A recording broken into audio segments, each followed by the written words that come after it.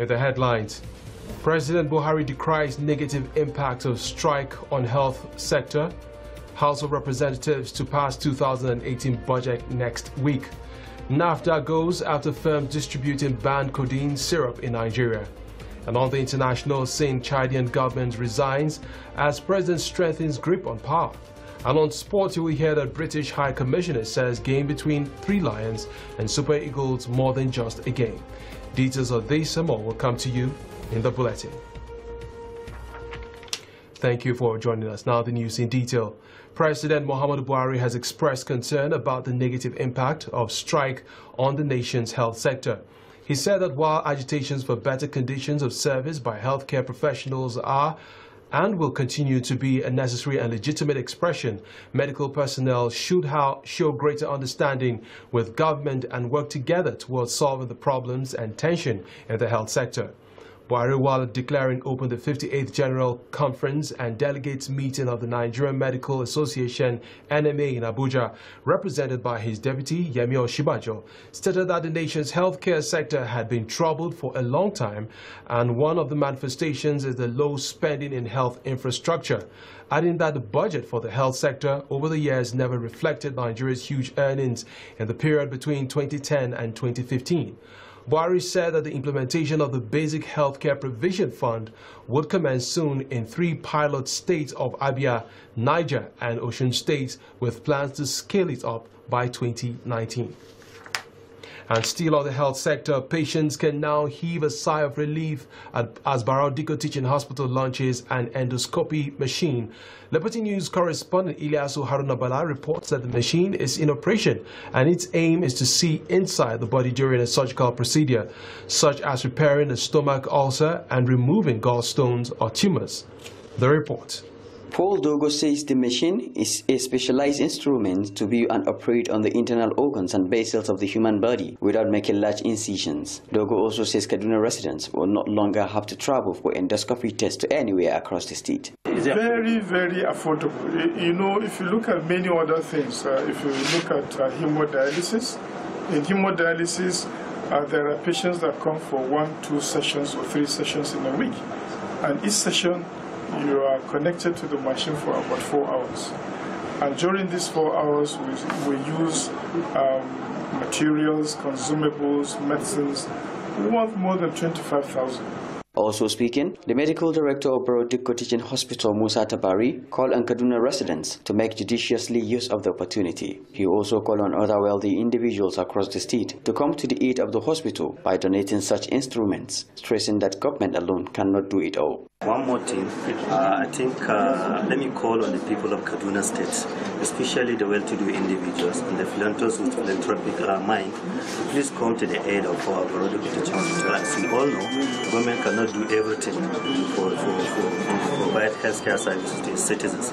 If you look at states around Kaduna, it's the citizens of the state that come and donate this kind of equipment or sponsor the training of those kind of personnel, so that at the end of the day you have all what is required. People will not want to travel abroad for something like this. On his part, a father of a patient, Gideon Musa, lauded the effort of the management of the hospital and further called on government to do more. I just appreciate the progress of the health sector in Kaduna State for providing this machine, endoscopy, for treatment of patients that have problems in their stomach. An endoscope is a flexible tube with an attached camera that allows the doctor to see inside the patient's body. The doctor can also use forceps and scissors on the endoscope to operate or remove tissue for biopsy. Ilyasu Haruna Bala, Liberty News. Vice President Yemi Osinbajo has reiterated the commitment of the federal government to create atmosphere conducive for small businesses, market women and artisans to do businesses successfully. Osinbajo gave the assurance in Akure at the inauguration of the National Micro, Small and Medium Enterprises MSME Clinics Ondo State Edition. He explained that in the last 2 years, the federal government had demonstrated an abiding commitment to facilitating genuine efforts by all states to attract investment, diversify economic base and create jobs and economic opportunities for the people. He further said MSMEs were pivotal to the country's development and restated the commitment of the federal government to give financial support to MSMEs across the country. The Vice President further said that the federal government was fully committed to working with Ondo State government to ensure that their potentials were fully exploited for a better life for all who live and work in the state. And from the Green Chamber, the House of Representatives will pass the 2018 budget next week. House spokesman Abdulrazak Namdas told journalists during a press briefing in Abuja. Namdas said the House considers the budget a national interest, hence the need to expedite action to ensure that it was laid before the House on Tuesday and subsequently passed within the week. Asked why the House has not observed the 3-day protest break in solidarity with victims of herdsmen's killings as resolved last week, Namdas said the House has not forgotten the resolution. And moving on, as Nigerians joined in the world to observe World Press Freedom Day, some journalists have attributed unethical practice in the profession to the massive influx of quacks. Liberty News correspondent Neka Luke has the details. May 3rd every year is celebrated as World Press Freedom Day. It is a day set aside by the United Nations organization to raise awareness about the importance of freedom for journalists all over the world. How free are Nigerian journalists? But where as a journalist you spin the truth, where as a journalist you don't do what is right in line with the ethics of the profession, if the law takes on you, so be it. As journalists, generally, we can do more in terms of following the ethics of our profession and not inciting the public.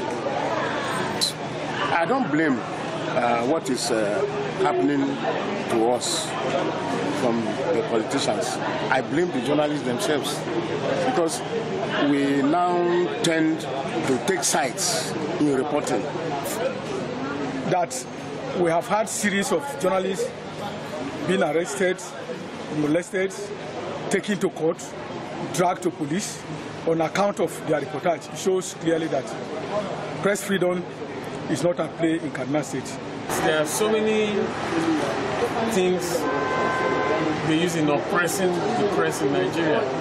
I mean, they don't want us to be free. The need for journalists to practice their profession and fulfill their core mandate of informing the people and also holding the government accountable to the citizenry has also been a major concern in Nigeria. This, many journalists say, are being marred by quacks. Someone who understands what journalism is all about, or mass communication, a trained journalist is expected by all standards to understand that the freedom of the press is limited when your stories are not factual, when your stories are cooked from one bedroom, or you mislead the public by giving them the wrong information. By so doing, the arm of the law will take on you. And by that throwing our ethics to the dogs, that we write anything as we like, we write our stories without balancing. And I think if we continue like that, the atmosphere of practicing journalism is going to be very, very difficult for us, especially as we are entering the campaign period. You to have press freedom, for you to be free as a journalist, you need to be up and doing in terms of getting your facts and your sources correctly. Your attributions in terms of presentation and accuracy of report should be intact and well defined. But these ones that are poking nose, I call them intruders. They are intruders, messing up this noble profession. Because it's wrong for a journalist to write a story without balancing and without getting the facts right. It's very, very wrong. The media practitioners also spoke on the challenges they encounter as journalists in the country. We have had challenges in terms of those who do fair reporting. You can write a report some persons are not happy about, and then they go after you. That, in my understanding, is a violation of that right that we have to They are worse paid. They don't even get. I'm sure most of them are not on what you call payroll. Many media houses are owing several months and of meager pay they don't even pay it regularly. Harassment, of course, lack of salaries. There are a lot of media houses. There are some that they owe them up to 3 years. As the 2019 general election approaches, concerns have been raised on the need for journalists in the country to remain apolitical, fair, objective, and balance their reportage. Nneka Luke, Liberty News. Worried by the ill effect caused by the illicit consumption of codeine syrup by youth and married women, especially in the north, the Senate President Bukola Saraki has pledged to evolve legislation to help in the effective ban of the drugs as announced by the federal government. The Senate President stated this after a motion presented by Senate Majority Leader Senator Ahmed Lawan at plenary. From the Senate, Mohammed Adamu reports. The motion, Senator Ahmed Lawan called for collaboration with the executive to make the ban on the illicit syrup, which include cough syrups like Benylin and codeine, to become very effective. According to the Senate leader, the ban was in accordance with the Senate recommendations adopted earlier due to ill effects associated with the illegal consumption of the syrup. Mr. President, distinguished colleagues, codeine syrup is one of the drugs so much abused today in Nigeria, perhaps much more than any.